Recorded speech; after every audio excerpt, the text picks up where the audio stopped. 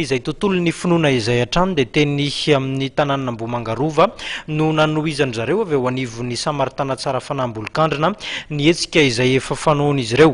Ny tontolon'ny fanatanjahantena ary no nomena lanja nandritra izany.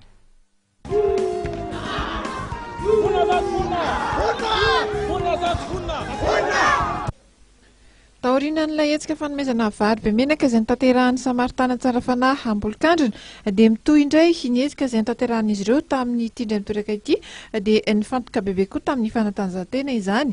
Dia ny Ambohimangarova ary no nantanterahana ny hazakazaka izay niarahan'izy ireo tamin'ireo olona maro be nasaina. Araka ny nambaran-Andriamatoa Randria Tsarafara Pascal na Papasy dia nosafidiana manokana teny Ambohimangarova satria dia nisan'ny toerana manan-tantara eo amin'ny firenena. Ny hetsiky ny Samaritana tsara fanahy. Ny Samaritana tsara fanahy dia manohezaka foana zany nandritra nyity taona ity nisy ny hetsika maro efa vita ary tafiditra ao anatin'izany ny hazakazaka ara-panatanjahantena. Io hazakazaka io dia mandesaky ny alahady eo amin'ny faritra Ambohipo ambolokandrina ary hazakazaka tsara fanahy izy io. Isaky ny lahady farany volana dia mitsidika ny tendrombohitra 12 manan-tantara. Zay zany anio tanjona ao anatin'ity taona ity ho an'ny sampana Samaritana. Anisan'izany ity Ambohimangarova ity raha efa avy nitsidika ny rovan'ny Manjakamiadana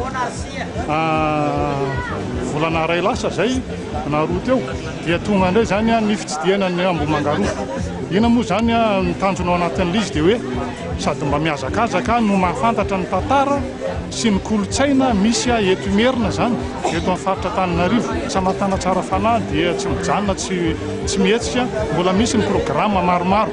Lohan'ny fidiran'ny mpianatra zao dia isy indray zany ny fanadiovana ny sekoly fanjakana EPP sy ny CG ato amin'ny faritra boriboritany faharoa zany amin'ny faritra eny Ambolokandrina sy Ambohipo sy ny manodidina rehetrarehetra iny.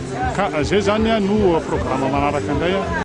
Marihana fa ny hetsika izay tanterahan'ny Samaritana tsara fanahy ambolokandrina dia tsy farana fa mitohy hatrany satria dia mifantoka amin'ny fanampiana ny olona rehetra ny tanjona. Araka ny fantatra ihany koa dia izahan'izy ireo ny tety sy nisy tsidika ireo tendrombohitra aman-tantara eto Antananarivo. Dia tao anatin'izay tontolon'ny finoana izay ihany koa tompoko lazy tompoko vavy no amaranantsika tanteraka ny fampalalam-baovao. Fisaorana feno natolotra ho anao tany tokantrano tany naritra nijery izany hatramin'ny farany. Mbola manome fotoana ho anao amin'ny rapitso amin'ny 8 ariva hatrany ny tenako mametraka ny veloma mandrapitafa ho amin'izay indray ary veloma tompoko.